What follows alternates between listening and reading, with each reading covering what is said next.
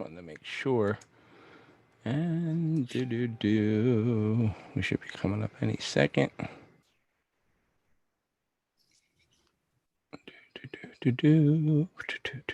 Oh, there we go. Restream, and we want to put.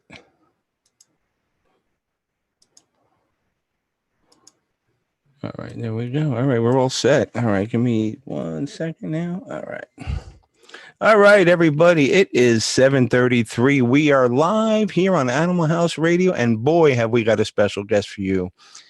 She's a celebrity in every sense of the word, and she's taken some time out of her schedule to be with us today.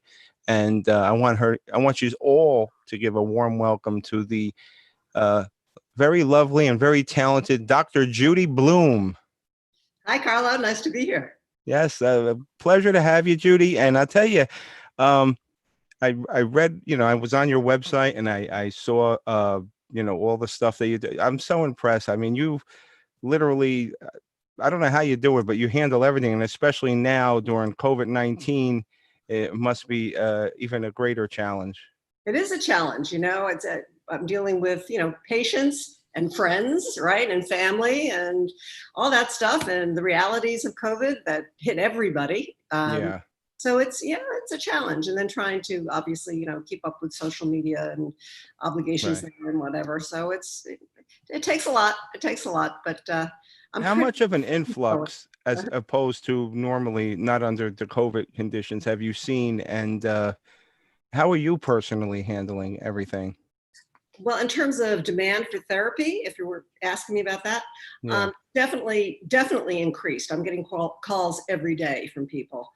So that's definitely way up. In fact, I'm part of this thing called Project Parachute, and we offer free therapy for frontliners. Wow. The doctors and the nurses and the ER technicians and whatnot. And I was, talking to an ER nurse today who's on the COVID unit. Mm-hmm. And she's just fresh out of nursing school in September. And boom, this is what she walks into, Wow. So really challenging, and she's young and she's got 2 kids and, obviously is worried about bringing COVID home to them. And it's just, and just the extreme difficulty of watching people suffer on a day-to-day basis and seeing people who don't make it. She's on the front lines, and that really takes a toll on those workers. So I'm really glad I can be of some kind of service, just to help them as well as my regular patients. What is the number one of all the people that you're counseling, family, friends, frontliners? What is the one commonality between them all that you see as the one of the main problems or difficulties that they're having? It's anxiety more than anything. Just people are really anxious about this whole thing. They're, it's sort of this, when on earth is this going to be over? Yeah. It's that more than anything. And then kind of collective grief, it's depression, anxiety, bargaining, denial, acceptance. We start with denial. We've gone through all those stages as a country, as a world, not even a country. We've all been going through those stages of grief around, loss of loved ones, perhaps, around loss of jobs, around, just in this loss of schools, in this totally different situation that nobody anticipated. And it's important for everybody to, really think about that we are truly in this together, all of us, and it's up to all of us to help everyone else. That's what all the mask wearing and whatnot is really about. It's not, I'm protecting you and you're protecting me. Right. We're in it together, and we have to, join forces if we're going to get through this. But we can get through this. Right. I would talk to a lot of celebrities all week, because our show is celebrity driven. And I mean, you're out in Santa Monica, and is it getting better? Because I hear that, at first they were saying for the studios, the movie studios, oh, we're going to open up in August. Now it's more like October, November, because, a lot of people just don't want to wear masks. They're and we have it here in Jersey at the Jersey Shore. They're all on the beach. It just seems, to be like a free for all. And I get it. You guys were cooped up, I mean, Yeah. I'm not as, I don't get anxiety. I mean, I understand the whole uncertainty of it because you don't really know. There's no light at the end of the tunnel. If at least people had some kind of, all right, well, we're going to be here. But then it keeps changing. So, is it getting better in LA or? It is getting better. In fact, the numbers are starting to get better. Uh, and people are, what I've seen is in Santa Monica, and I can only really truly on the ground speak from where I live, right? But here in Santa Monica, I've seen a real shift in the numbers of people wearing masks, where before, maybe 35–40% of people wore masks. Oh, wow. After we reopened and then were forced to shut down a second time, largely, people sort of got it. I think it was sort of a wake-up call for a lot of people. It's like, Right. wow, maybe I really need to do this. Apparently this is a real problem. And I've seen a lot more people wearing masks. Now I'd say it went from 40% of people to 85 or 90% of the people I see. So that's huge. That's a big shift. And the numbers are going down. That's one of the things that, I was talking to this nurse about just earlier today, and she was saying, some people still don't believe it. They don't even believe it's true. She said, I got to tell them it's true. I Yeah. experience it every day. And she said, it's so frustrating for her to see people not wearing masks, not cooperating. It just, not maintaining social distancing. She said, if they saw what she actually sees on a day-to-day basis, they'd behave really differently. Yeah, I get a kick out of these people that call it a hoax and stuff, and I won't do it. I won't feed into it. I see any of that stuff on Facebook or any kind of social media, I don't even get involved. What I've been doing is, the news I don't even want to watch anymore because everything on it is depressing. And you have one channel that will tell you one thing, then you turn to another channel, they'll contradict what the previous channel said. So I'm watching Sanford and Son. Everybody loves me. Anything I can do to uplift myself and not even have to do. I'll watch the news for 5 minutes, Judy, just to get the bullet points, and then I'm out. I don't care about the election. I know I should, but it's just uh, Democrat, Republic, it's all a shit show. You know what I'm saying? And it's just, I got better things to worry about. You know what I'm saying? I'd rather keep putting out this content and having guests like you on because it makes a difference. I agree that we need things that uplift us. I do think it's important to pay attention to things like elections and whatnot, but we do need to not just immerse ourselves in endless news cycles. That's very demoralizing. You're right, but contained. Okay, brief amounts. Read a newspaper. Right. Yeah. Concrete, right?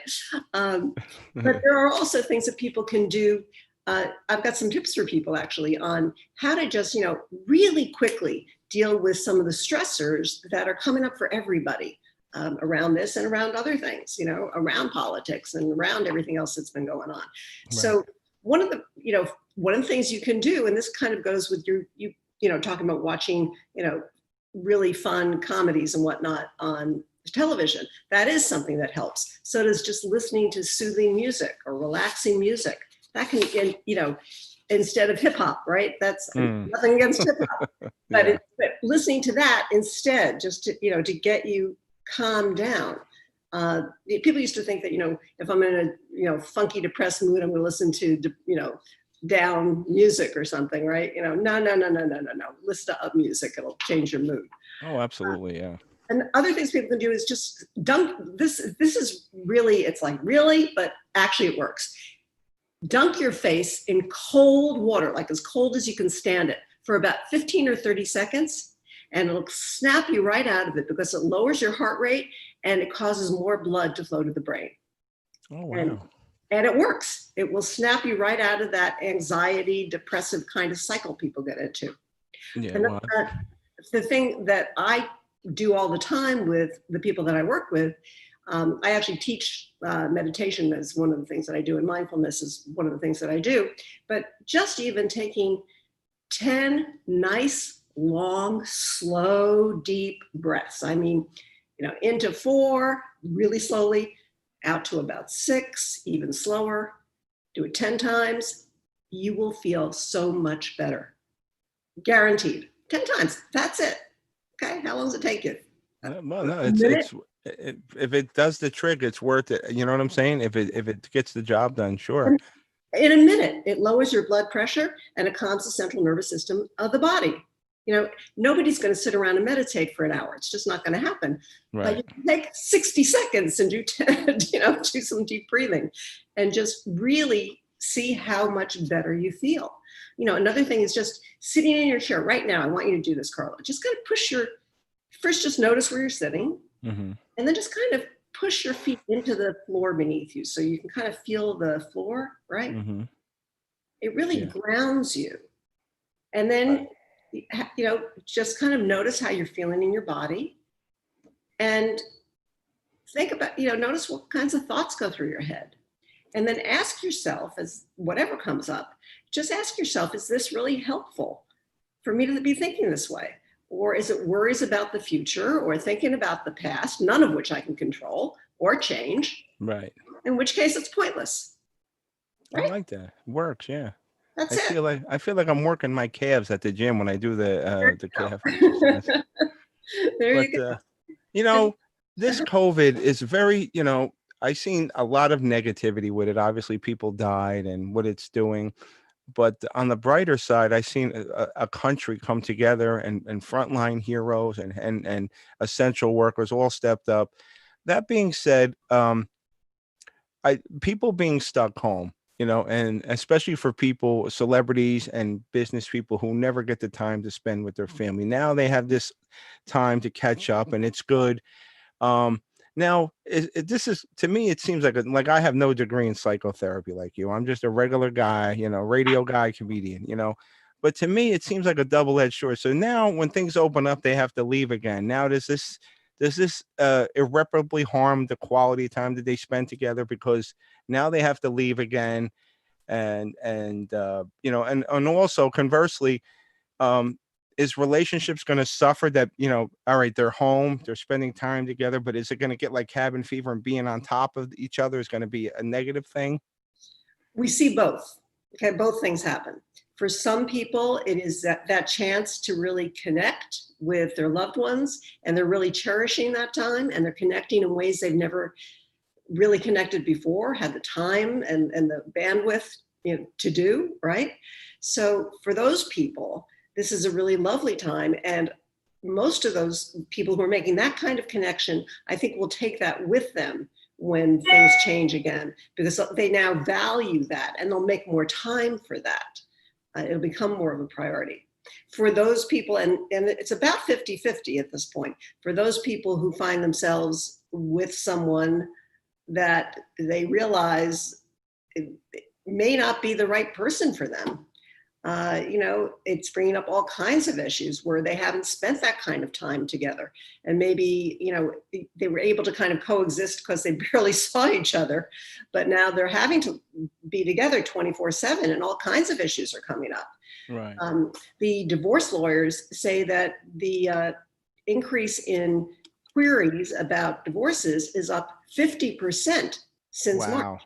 50%, that's a Wow. lot. Okay.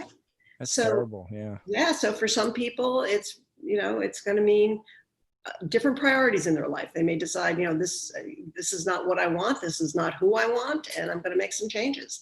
So it could work Yeah. either way. I'm a little worried about my girl. I've been with her 7 years, and we're like, we finish each other's sentences, and I wouldn't have it any other way. But this COVID, it took a lot out of her. Mhm. I mean, even to the point of she can't wear that mask for more than 15, 20 minutes. She gets anxiety. So, just to be in a grocery store is It's hard. yeah.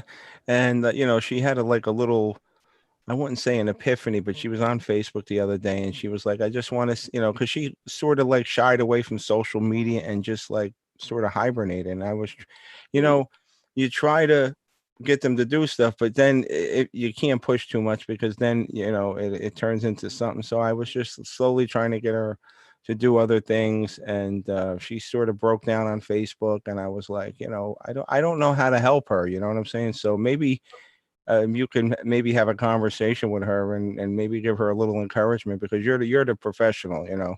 Yeah, absolutely. And it comes down to our thoughts. Our thoughts influence how we feel, right? So if we're telling ourselves certain things, they can cause us to feel a lot of anxiety. So if I'm telling myself, for instance, I'm wearing this mask and I can't breathe, and that's what I'm telling myself. I just can't breathe right with this thing on my face, or it's uncomfortable, or whatever she's telling herself. That's going to make her get anxious about wearing a mask. If instead she's able to relax into it and just kind of feel what it feels like on her face, notice that she's breathing through it. Another thing that helps is to prevent any kind of panicky kind of reactions is to practice, and it again almost sounds counterintuitive, but it works. You practice hyperventilating, okay? And you can run real fast or hyperventilate, right? You get your nervous system revved up the same way you would if you're beginning to have a little bit of a panic attack or something. Right. And then, but you do it in a safe space. You do it when you're at home, on purpose. And what happens is you realize it's not a catastrophe, that you actually can handle it. You can calm down and breathe normally again. So it's practicing it when everything's fine, so that when something real happens, it reminds you, oh no, I'm okay. I'm actually okay. I'd also really want to work with her just on how she thinks, because I have my 10 forms of twisted thinking, and because there are things that lots and lots and lots of people do. So some of those are predicting the future, right? Fortune telling. I don't know about you, but my crystal ball doesn't work very well. Yeah. Mind reading. I know what other people are thinking. No, you don't. Should statements. I should do this, should do that. Stop shitting on yourself. These are all things that people do, very black and white kind of thinking, all or nothing thinking. Catastrophizing. It's a catastrophe. It's all, it's like the worst thing ever. No, it might be really difficult. It might be kind of a pain in the butt, but few things are truly catastrophic in life. Right. So It just boils down to how everybody copes in a different way, or how they handle it. right. But I mean, you have such an interesting story. I mean, you started out as a news anchor, Right. and then you were an investigative reporter, Right. And then I think at a certain point you decided to switch gears, which I thought it was amazing. I mean, um, I always respected the news anchors, but then you became an investigative reporter, which is you're out on the street and you never know what's going to happen. Did it? I mean, I know it's fun being a news anchor, but did the monotonous routine, same every day teleprompter, did it get a little stale after a while? Well, I was fortunate in that I got to do both. So I actually prefer reporting. Yes, I Right. prefer reporting. But I was fortunate in that I was allowed to do both, and not everybody is. People tend to get slotted into one or the other a lot. Right. I also, I started doing this a long time, news I did a long time ago when there weren't a whole lot of females on the air. And when I started in New York, I started at WNEW in New York. When I started there, I was one of only two females in the newsroom, in the entire newsroom. I started, right out of college as a production assistant. And the only other female in the newsroom was the society, a woman who covered the society pages, she covered society, right? That was it. So we've come a long way. But I loved reporting. I mean, I loved really getting into the nitty gritty of stuff and really Because understand it was never the same. It was always, you never knew what was going to happen. There was always something new every day. Yeah. Exactly. It's challenging. You have to, synthesize an enormous amount of information very, very quickly. And I did, mostly live reporting. So, you're on in, 30 seconds and you've got, a minute and a half or 2 minutes to tell your story. And in the meantime, you've had to, send the tape back to the, on the truck and tell the editor what to pull out that you're going to need, and, have this whole thing going on, and it's got to be in your head and clear and try to be coherent and present as many sides of a story as you possibly can, all within this very, very short time period. So Oh, wow. yeah, Wow. it's a lot of work. But I loved the challenge. I loved the experience. Again, I feel very grateful for having had it. And I did Right. it for quite a while. I did it for nearly 15 years. What Uh, was the catalyst that made you switch gears when I to a was different when I was pregnant with my daughter, um, I went into preterm labor on a helicopter covering a live shot. Literally. The joke is she was born on the air. She wasn't actually, but that's the joke, right? Oh, okay. But yes, I went into labor and wound up on bed rest the last 3.5 months of the pregnancy. It was early. Uh, and having nothing to do for 3.5 months except read about this kid I was going to have because I was a good reporter. Right. I started reading, and I'd been a psych major originally in college. I went to Cornell and started as a psych major. So it kind of reawoke that interest the more I read. And the more I read, the more I realized I couldn't be the kind of parent that I needed to be and keep doing the kind of work I was doing, because it was very consuming kind of work. Right. Holidays and weekends and nights and whenever you travel. So that was it for me. It was like, well, okay, this is far more important. Oh, wow. So when Heather turned 4 and her brother turned 2, Skylar turned 2, I decided I'd go back to school. I figured this was a career I could work my hours around my kids' schedules and needs. And it was also something that, as I said, really interested me. And I felt my skills would translate well. Psychology is a lot about being able to really listen, really hear the story, hear what's said and what's not said, read body language, understand there are many ways of looking at things, helping people reinterpret what they're thinking, right? Mm-hmm. Very, very similar kinds of skill sets. So it made sense to me on that level. And Right. went back to school. I said to myself, gee, this is going to take you forever, right? It's going to take me like 7 years to get my master's and my doctorate, do an internship, whole 9 yards. And then I thought about it and I said, you know what? It's going to be 7 years later anyway. I may as well have something to show for it. Right. Right. Wow. So you do it.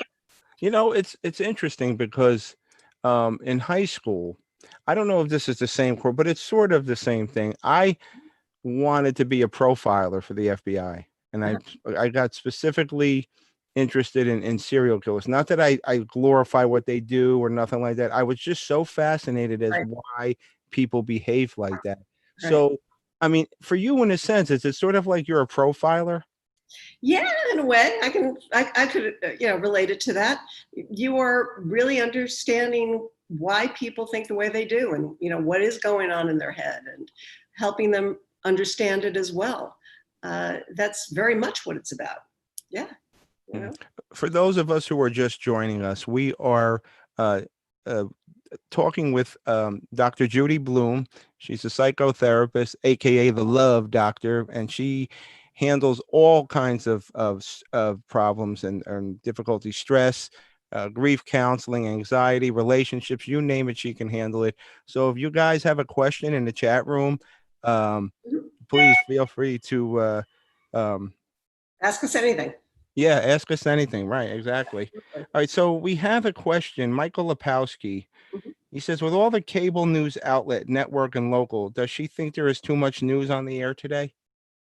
Too much news. I think there's too much non-news. Exactly. Too much BS. Too much Yes. opinion. That's what I think there's too much of. Not news, opinion. Um, I personally, I like to watch like one half-hour network news program, because it's Right. broader, it's strictly news, it's not commentary, it's just what happened today. There were fires, there were, other things besides COVID. There's COVID for sure, but there are other things going on in the world too. Uh, and to me, that's much more just a comprehensive, quick bite of the world and what's going on. The BBC is really good at doing that as well.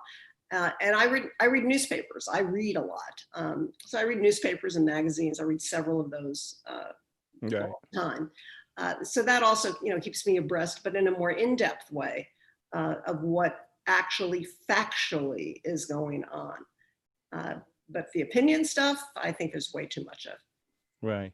Um, Gisela, who's my girl, when I was talking to you about her, We actually talked about this, Gisela. She wants to know, Judy, when she has to wear a mask indoors, can you just repeat what you told her to do to try to calm her down? Like if she's in a supermarket or she has to be indoors, because it's really hard for her. Right. The primary thing is what she's telling herself at those times. If you're telling yourself, this is annoying me, I can't breathe, it's really, pressing my face in weird ways, whatever it is she's telling herself is what's causing her to feel the way she's feeling. So, but if you tell yourself, first of all, if you just, before you even put on the mask, just tell yourself, okay, take a few deep breaths before you walk out the door. I'm going to be okay. I can handle this. I can breathe. And then put on the mask. Spend a moment just standing there, noticing that you can breathe. You're okay. You can take it off if you needed to and put it back on. You're okay. Then go to walk in the grocery store and just remind yourself, this is temporary. I'm fine. I can, keep telling yourself, I can breathe. Just slow down your breathing. If you start feeling your heart start fluttering or something or getting tense, just kind of slow down your breathing, breathe into it, and keep reminding yourself, this is not forever. This is just for a short period of time, and I'm fine. I can handle this. It's Yeah, not a see, I catastrophe. think with her, Mhm. it's like the fear of like you're gonna suffocate, and she says she feels very restricted. So I have to try and get her out of that mindset because I think what most people is they put that mask on and they think they're gonna like stop breathing or something. But But you won't. right, The right, truth is, you won't. Your body won't let you stop breathing.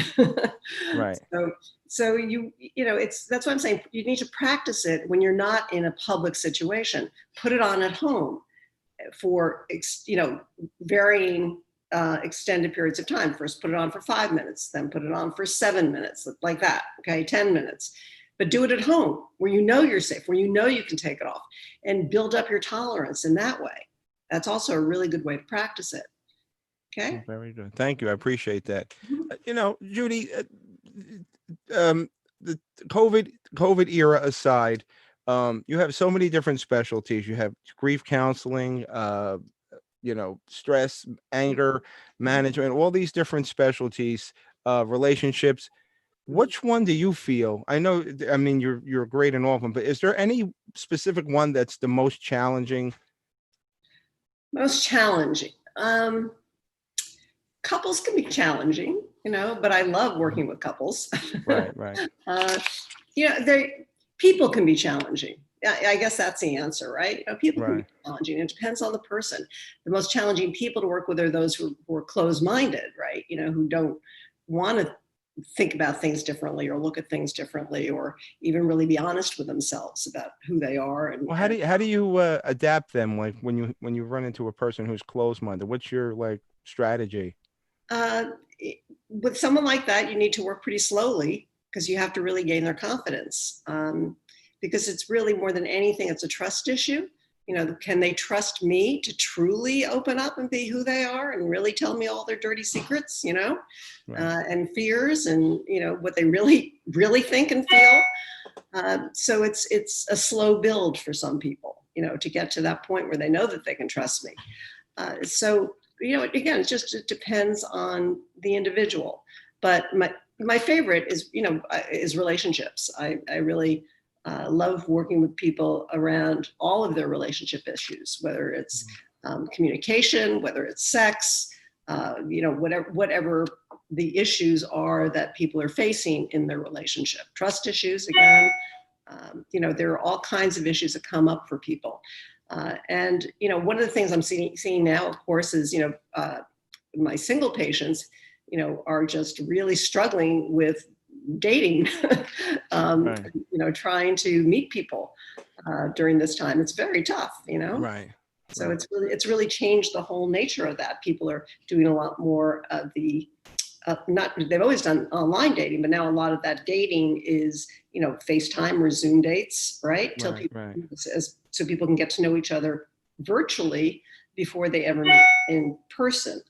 And I then see. I don't know if I could get behind that because not that I need it to do it, but I mean, yeah, you see them, but you really don't, you need to experience the person, you need to see body language. Sure. Mhm. That being said, with the relationships today, just forget that it's regular time. There's no COVID. Have relationships gotten worse, or has it gotten easier, or is it now it's like the most difficult time now? And why I think so? it's gotten really difficult for a lot of people. The whole online dating thing has it isn't all positive. I mean, it's a good way to meet people, it is, but it's also kind of this, endless supply. And a lot of people fall into that. There's always something better. So it makes it difficult for them to even spend the time to really get to know any one individual, because it's, two or three dates, or two or three times we chat twice and meet once, and maybe meet a second time and have sex or whatever, and then it's on to the next one, right? Right, right, So, and that's really not healthy. Um, it makes people, not able to actually have a secure attachment to someone else. Because then if at that point where they get kind of past that, and maybe now I'm actually thinking, well, maybe I actually do want to, have a family or something, right? I really would like. right. Um, it's a harder shift, because now I'm so used to just the next and the next and the next, and any little thing and they're out the door and I'm on to the next. In a relationship, that doesn't happen, not in a really committed relationship. You've got to work through lots of stuff. It's not one little thing and I'm out the door. So it becomes a very different mindset, and a lot of people have a hard time adapting. And even sexually, a lot of people have a hard time adapting to that. All of a sudden, I've gone from being with whoever I feel like being with, at any given time, and maybe lots of people, to being with one person if I'm in a monogamous relationship. So Right. it's a real adjustment for a lot of people. Mm. With the couples that you counsel, are they with does the age range vary, and are they newer couples, or these couples that have been together for some period? It really varies. I have people all the way from dating, okay, who are, but dating fairly seriously, right? Thinking Right. about long-term commitment, to people who have been married, 30 years. Oh, So, wow. yeah, so it runs the gamut. It really does. That's amazing. Yeah. That's so crazy.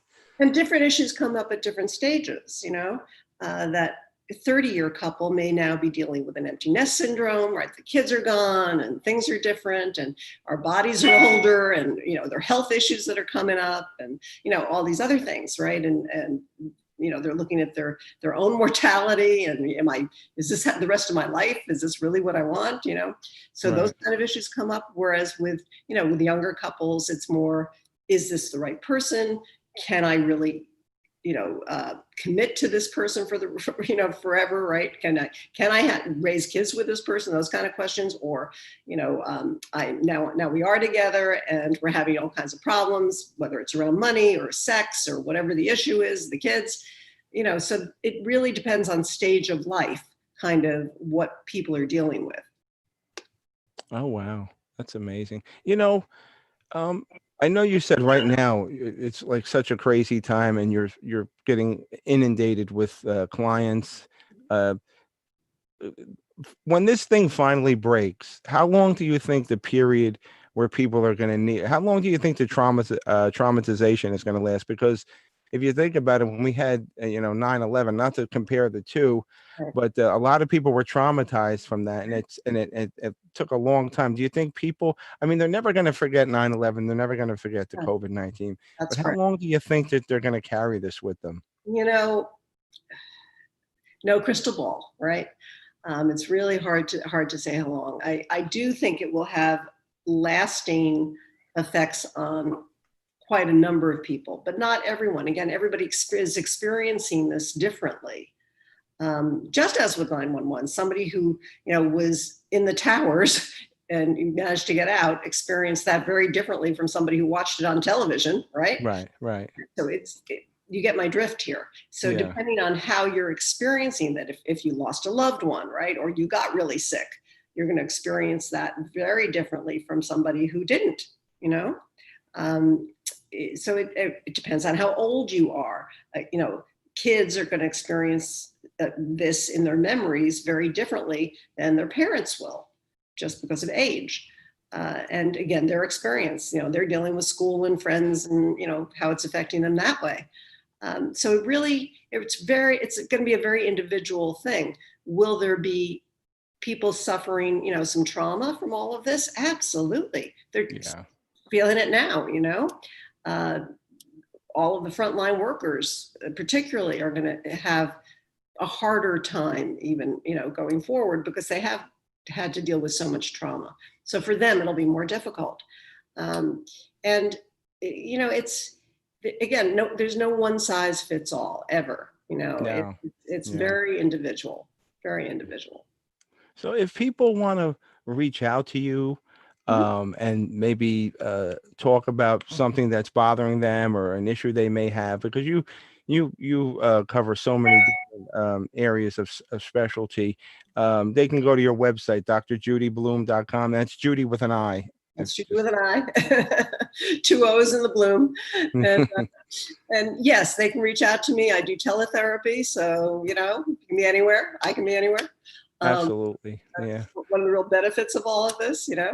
Yeah, Uh, but it's, yeah, I'm happy to talk to anybody who needs my help. I really am, and you know, I make the time. We just figure it out, right? We figure. absolutely. Yeah, absolutely. We had a question come in from one of in the chat rooms. They wanted to know, when you were an investigative reporter, what was there a story that was near and dear to your heart? I know it's hard to, you have to stay detached from them, because if you Yeah, don't, it could be easily, you could easily, you know, was there one that really hit home for you? yeah, there was. It was my earliest investigative report, and it was about nursing home conditions in the Oh, five wow. boroughs of New York. And I had gotten through the health department a list of what they considered to be the dozen worst nursing homes in New York, but they couldn't quite nail them. And I went undercover, and with the blessing of my newsroom, with a camera and a tape recorder, and I talked my way into jobs at every one of those nursing homes sequentially. But I was doing 2 or 3 a day. I was doing, you know, part-time jobs, and these were like, I was young, and so I'd be like a, you know, an assistant, whatever, you know, a rec assistant or something, Right, right. whatever I could talk my way into, basically. But I managed to get jobs at every one of those, and just expose the most horrendous conditions these poor elderly people were living in. It was awful. I mean, it was really, truly heartbreaking. And, you know, lying around in their own feces for hours, and, you know, totally inedible food. And I mean, just, it was really pretty bad. And Wow. in the process of doing that, though, um, I found out that they were, in this case, all actually owned by the same person under different LLCs. Oh, wow. Okay. Wow.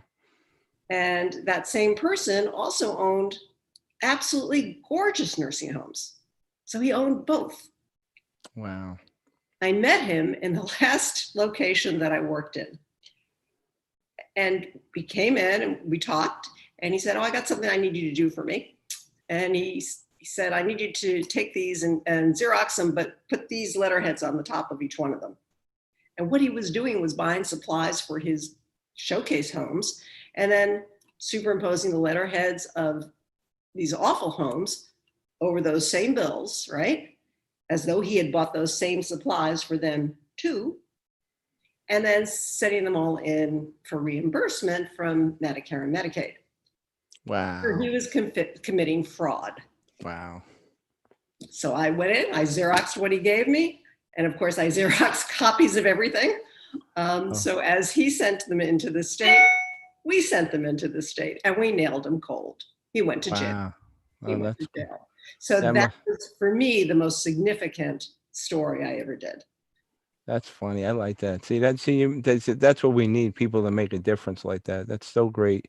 You know, um, I had to tell you, I lost my train of thought because I was so, oh, um, when you was talking about the nursing homes, I watched this special on Netflix, and it was done. I want to say in the maybe 70s with Geraldo, where he went undercover at this. I don't know if it was a nursing, but it might have been one of those Nursing home mental is facilities. a mental institution, I believe, is what it was. Yeah, in Staten Island, it was called Willowbrook. Right, Willowbrook. Uh-huh. and That was a and I huge watched. part. It was called Cropsy, the name of this special, and I was, oh my god, what I Yeah. was so I couldn't even. It was unwatchable. It was so interesting, but Mhm. unwatchable at the same time. Yeah. Yeah. Good documentaries are. Yeah. So I want to, I thank you for so much for being patient with us, and I know we had to move the time around. I want you to know that if you need us, anytime you want to come on, it don't even have to be nothing to promote. If you just want to come on, I'd like to do something with you down the road about maybe we could bring on live. I didn't have time to put it together. Right. I apologize. I want to do something where we bring couples on. Maybe you could do some live advice. Absolutely. I'd love to. Yeah, and I want everybody to do. Um, everybody, listen, it's okay to ask for help. Don't be afraid. It's if it's when you don't want to ask for help that you should be concerned. But check out, if you need it, check out Dr. Judy Bloom, drjudybloom.com, Judy with an I. If you reach out to her, and she'll get right back to you. Judy, you've been a lovely, lovely guest, and I want to thank Rob Lowe from Casting New Lives for making this possible. And like I said, Judy, the door is always open for you anytime. Well, thank you. And I'd love to come back again because I really enjoyed talking to you as well. And, to all of the people listening out there, hang in there. We will get through this one way or another. We've been through worse. We will get through this and we'll get through it together. Promise. Amen to that. Judy, thank you so much. Have a great night and stay safe. You too. Good Bye night. bye.